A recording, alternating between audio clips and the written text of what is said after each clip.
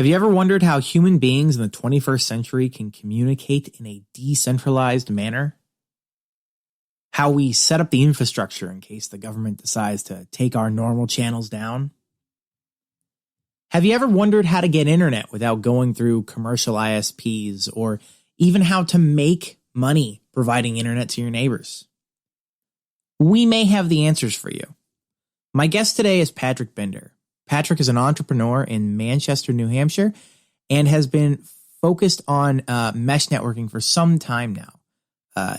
He has implemented mesh networks at past PorcFests and now seeks to implement a larger one in the greater Manchester area. Patrick and I discuss the logistics of making a mesh network function and why it's used.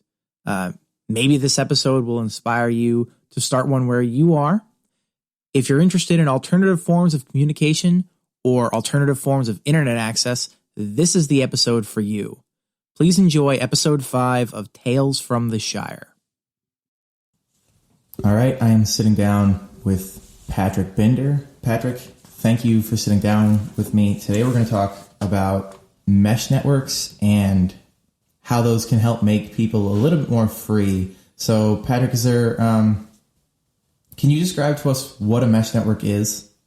Yeah, I can. So usually when I'm talking about mesh networks, I'm talking about it in the view of like a wireless or wired network for computers to talk to each other on.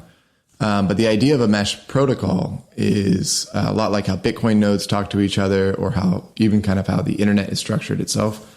And so it's basically decentralized nodes that try to make connections to as many other nodes as possible for the purpose of communicating and knowing how to get from one point to another, the route.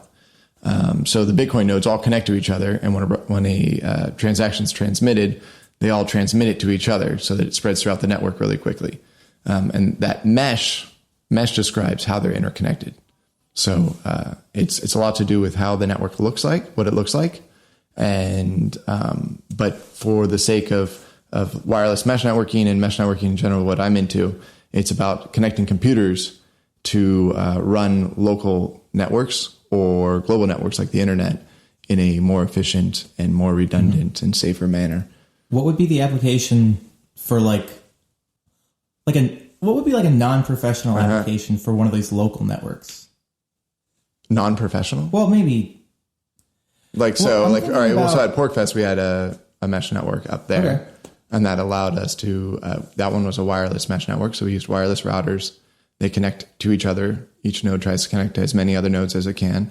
And they do that all automatically. So that's one of the benefits of it, is I can just put a node wherever. And as long as it can see another node, it's going to handle the connections and the forwarding of traffic automatically. And there we were able to use a few nodes to extend an internet connection.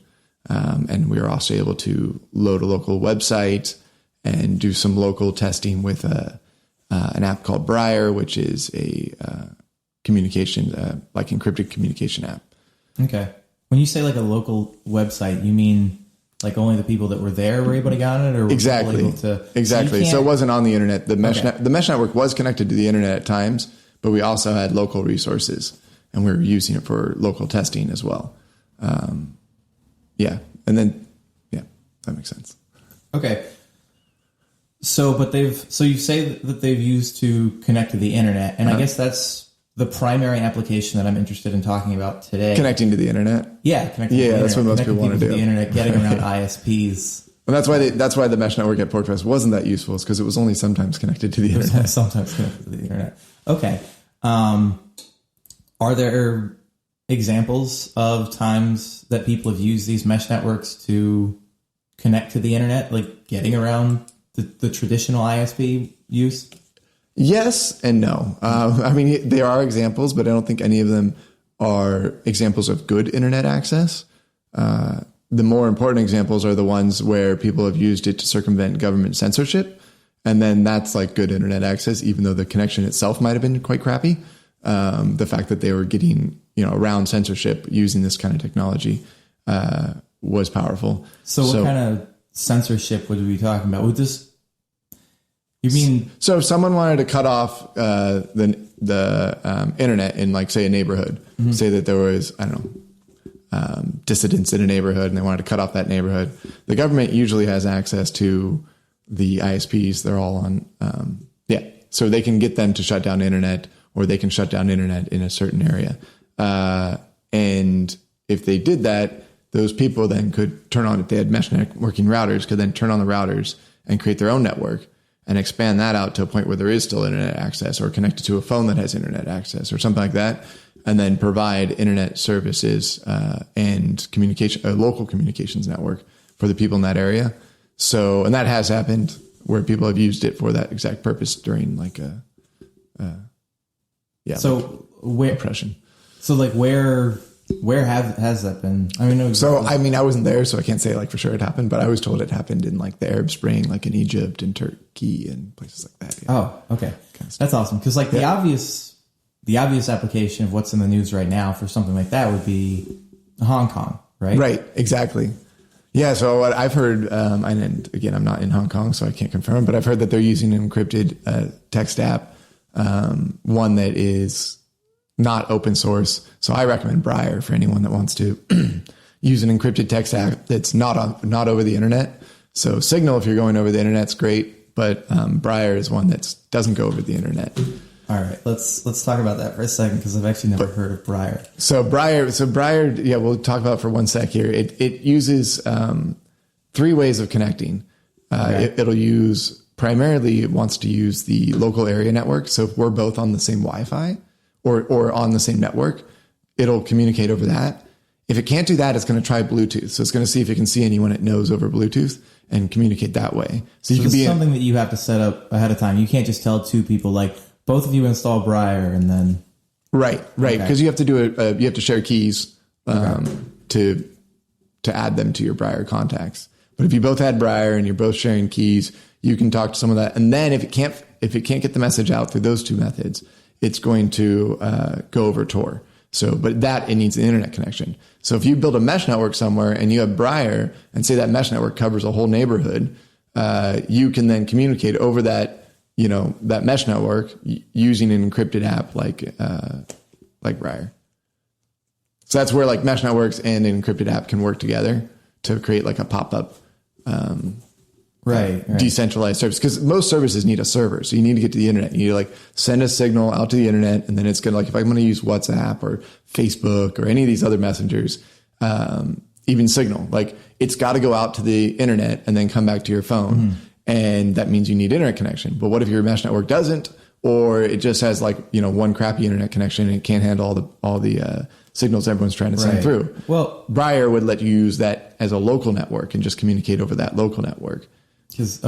Without any centralized server. Because, like, in a case like Hong Kong or wherever, China could just shut down the internet. Yeah, they can cut off the internet to Hong Kong. Like, so, I guarantee you they could do that. But you can't shut down Bluetooth on someone's individial phone. Right. Exactly. Or, if 1,000 people have a wireless router and they plug it in, and how are you going to find every single one? Right. You just kind of chain it together.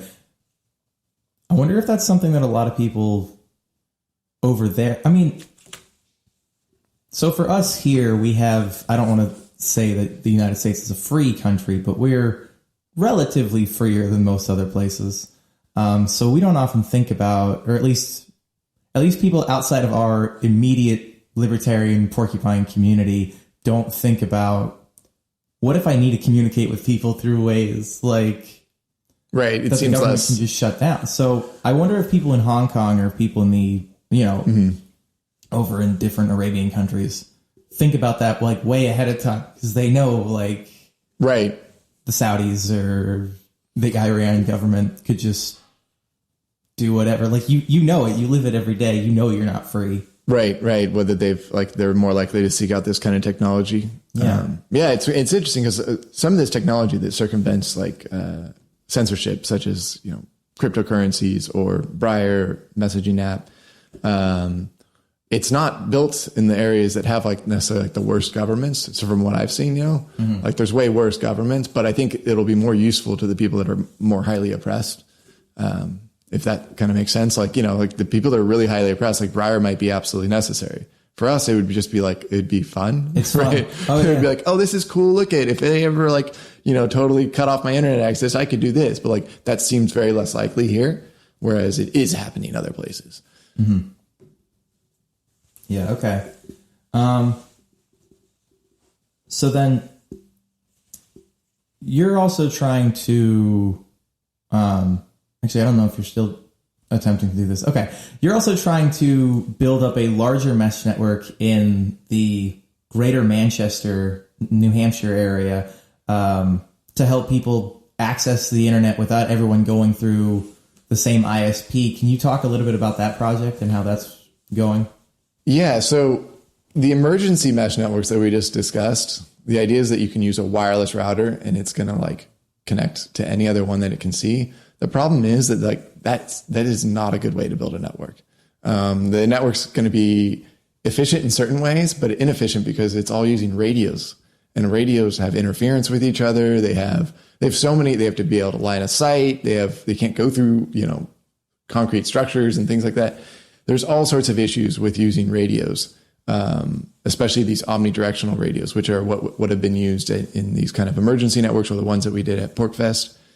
And so I went down this kind of rabbit hole of mesh networks a couple of years ago and thought, it seems like such a good idea. And it seems like there's got to be something here. So I kept looking into it, and even traveled to Battle Mesh, which is a conference in that year. It was happening in Berlin, Germany.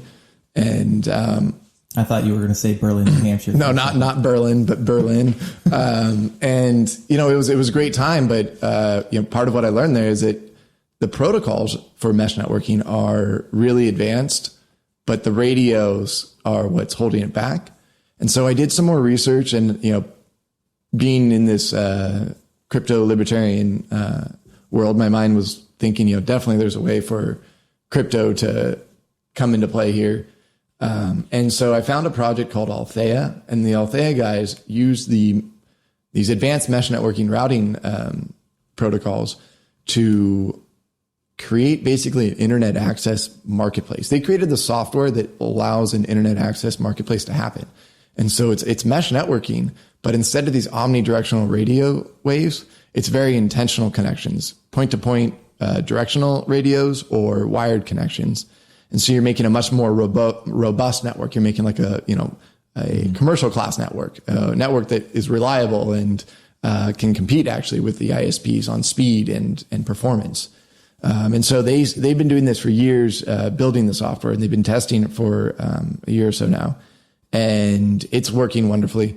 And so I want to bring that to Manchester. Mm. And so basically the idea is that instead of having like 1,000 different wireless networks that make up this mesh network, we have individuals that are actually motivated entrepreneurs that want to make money doing this. And so the money is how it becomes sustainable.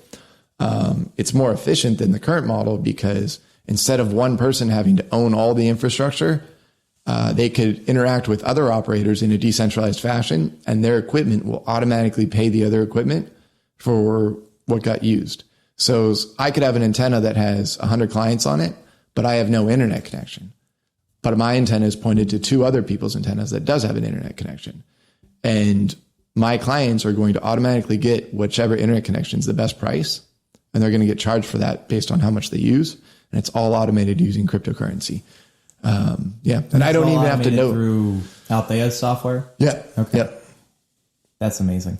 Yeah. So that's like the cool kind of mesh network that's capable to, I think, change the US and change the way the internet's done here and really around the world. But but it's not like that, like kind of emergency or off the grid scenario that we were talking about with the wireless. Well, so the obvious main pro to this is that you're trying to save yourself a little bit of money if you get it built all the way up, because ISPs cost a lot of money because of the infrastructure. Yeah, because of the infrastructure. Because you have to build physical infrastructure of expensive equipment. Monopoly based off of, because the government's, I don't know if they're the government's wires necessarily, but it's the government's poles and all that goes up. And well, they give a monopoly on like who can put up a pole or who can have cable in the ground. And so one of the beautiful parts of the Althea system is that The Althea software doesn't really care. It's, how do you say, it's medium independent. So the software can like basically run on a lot of different devices, and it doesn't care whether you have fiber, Ethernet, or a radio plugged into it. It treats all connections the same. So I can use a fiber connection to get up to Concord, and then use, extend my network there, and then use radio waves to connect to different points throughout Concord, set up omnidirectional antennas there. But I don't have to do all that work because other operators could do the same thing. For those of you listening at home and don't quite know the geography that we're laying out, Manchester is the biggest town in New Hampshire, and it goes along the river and the Merrimack River, and we're mostly talking about the Merrimack Valley area. So that's going to be Nashua all the way in the south. 20 miles north of that's Manchester. 15 or 20 more miles north of that is Concord. So you're talking about the possibility to run. The network can organically grow. So what I'm saying is, like, if I'm here in Manchester, I'm probably using wireless links and Ethernet cable links, but there is fiber optic network cables that go up to Concord. And it's entirely possible that I plug one of those into my Althea system, and now I have a point-to-point connection to Concord, to maybe another part of the network in Concord. And it could be other entrepreneurs that are growing it out in Concord, but we just want to make sure that we're connected. And those kind of fiber optic links often are owned by the government. But there's so many options in how we can do it. It's an exciting possibility. Okay, I don't know if we were talking about that. I was trying to involve myself a little bit in this back several months ago, but kind of fell off just because I live in Nashua, which is 20 miles away. And we were just like, well, how would we connect? And we're like, well, I can't connect for several years until it organically grows large enough. I don't know if we were thinking necessarily about those cables at the time, or maybe we just said, I don't know if it was like we didn't just want to go through government wires. I think... Yeah, I've realized that there's more options. But I think the thing that this project needs is I have other companies I'm working on, and I haven't put enough effort and money really into this one to get it off the ground. But it needs some entrepreneurs that want to make money here, because it's all the stuff's there. I mean, like, there's fiber optic connections. There's people that have antenna towers already. They'll sublease or sell you wholesale connections. The possibilities there, the software is now ready. I just haven't had a chance to do it myself, but like, it's there. Okay. So what is, what are the next steps then before I ask that, actually, let me ask another question I'm wondering about. So we talk about doing this to get around like the traditional internet use, but this would still require at least one person in the network to do business with an ISP.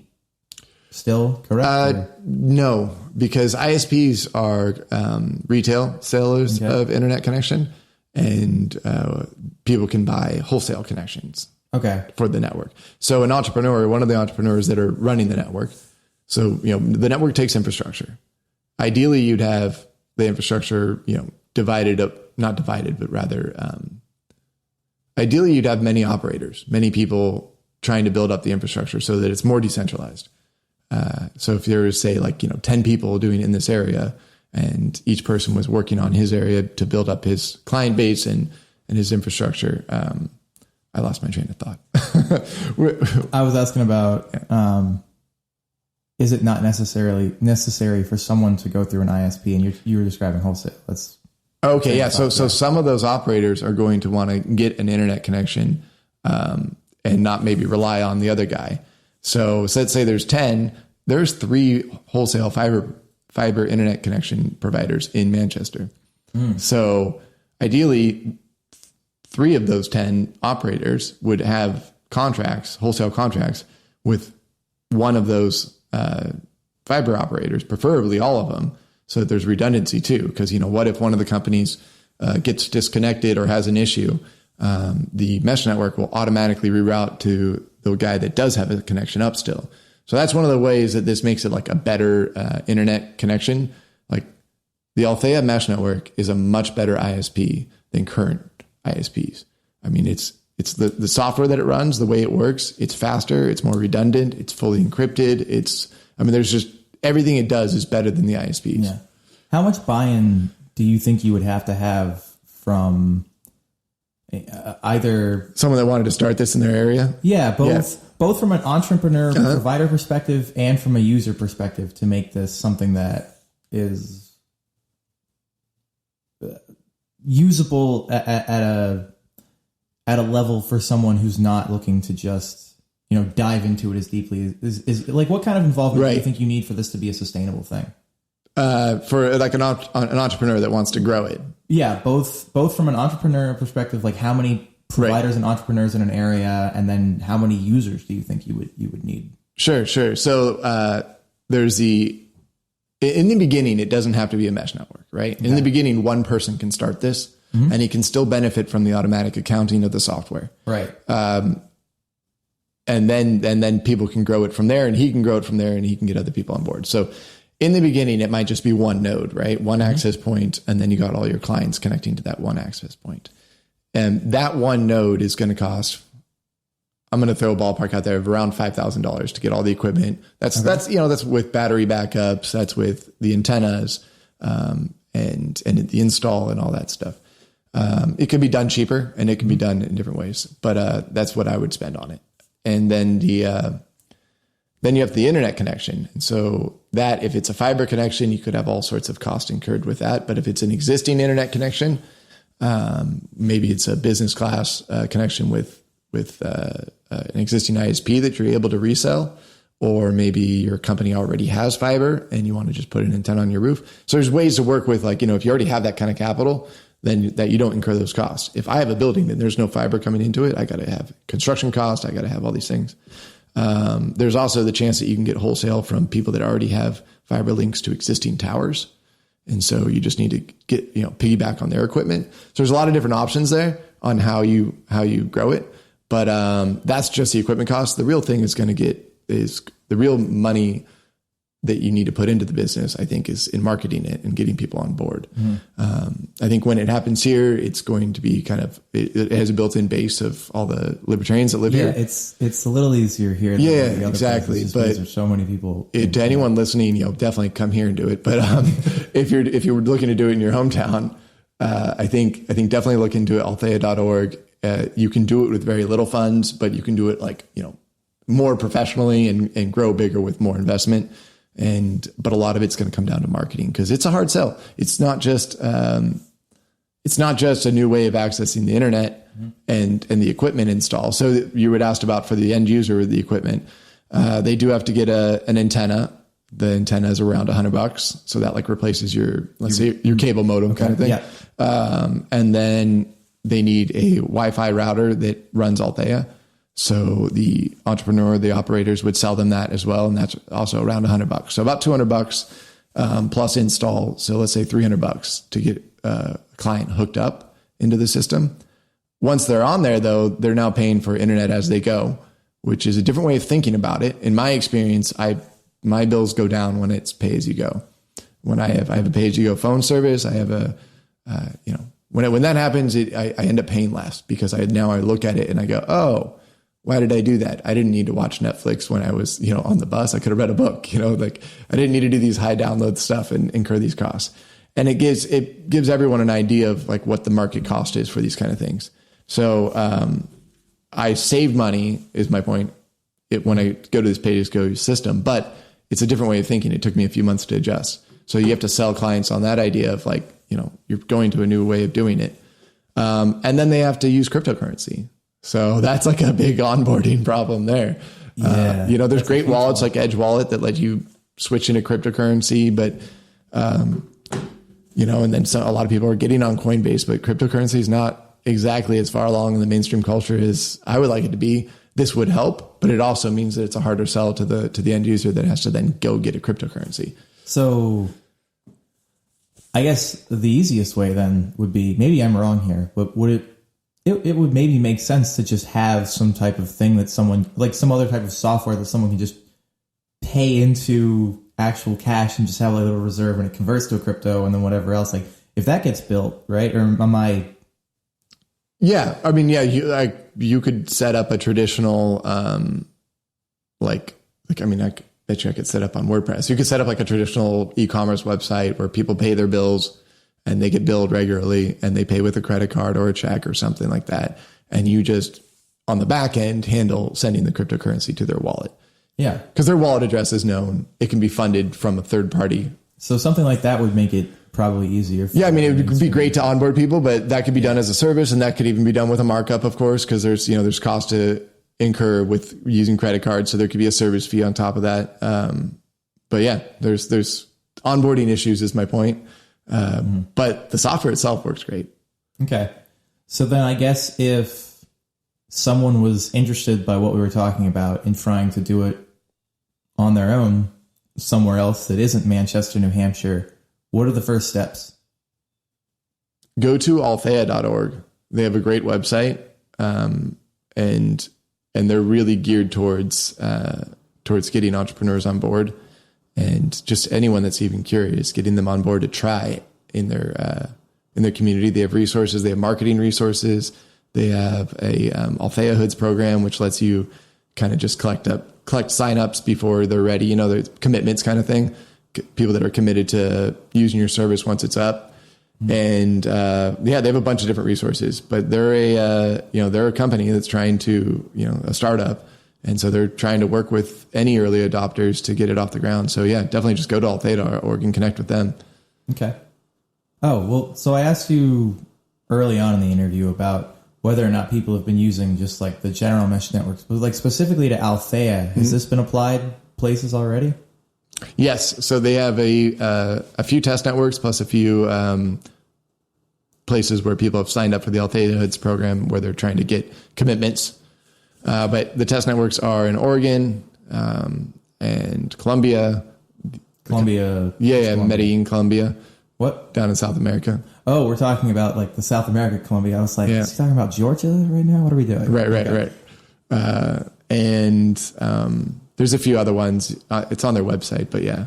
Okay, cool. So they've been testing it for a year. That's what I had mentioned earlier, is they've been testing it and refining it. And I've been tracking this project very closely. It's coming. Their progress is great. I appreciate how they've come along, and I think their decision making has been very smart in how they've addressed all the problems and bugs and all those things, and they're playing with that. And it's at a point where I think anyone can if they dedicate to it, they can create an ISP. Okay.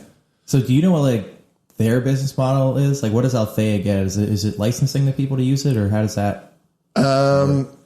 So I don't think it's monetized right now for them, as far as I know. And last time I checked, unless they've switched the white paper recently, which I'm not sure, but because it's changed kind of over time, it's evolved.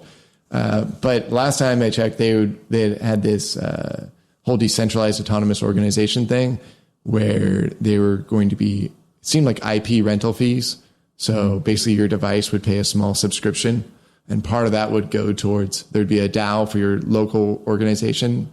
So basically like the entrepreneurs in your local city can create a government together so that they can govern the way that they work together. So the different mesh network nodes are going to be talking to each other. And now you have this issue of like, well, what if that guy doesn't pay me? Even though it's all automated, what if he messes with the software? Or what there's all these like, what if there's a bad actor? What if this happens? Or what if we just need some governance tools? And so they're building into the system some governance tools where you basically enter into a DAO with these partners. And then you get these online governance tools to vote on different things. That can also include voting on how to spend subscription fees. Mm-hmm. So you can set a subscription fee for your DAO, and end users, maybe they have to pay $5 a month in addition to whatever they buy in internet. And that can go towards marketing and whatnot. And you can use the governance tools to help you make decisions or track decisions that were made between your partners.